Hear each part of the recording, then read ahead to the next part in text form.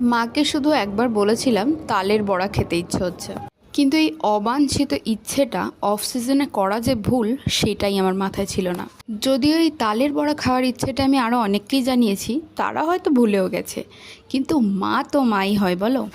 তাই দেখো কেমন একটা জুগাড় লাগালো, আম দিয়ে, কলা এবং নারকেল দিয়ে বড়া করে খাওয়ালো আমাকে।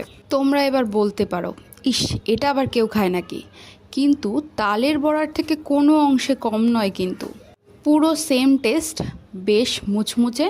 তাই এক বাটে নিয়ে হাঁটা লাগালাম বাবা যেখানে আছে সেখানে, কারণ বাবা আর আমি দুজনেই এইসব তালের বড়া, কলার বড়া খেতে ভীষণ ভালোবাসি। কিন্তু এই মুহূর্তে আমি যাই খাচ্ছি তাতেই গ্যাস হয়ে যাচ্ছে।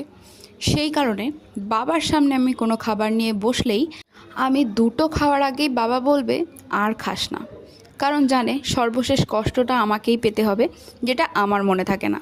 তাই তাড়াহুড়ো করে হাতে 3-4টে তুলে নিয়ে পালালাম বাবার কাছে বাকি বাটিটা রেখে দিয়ে।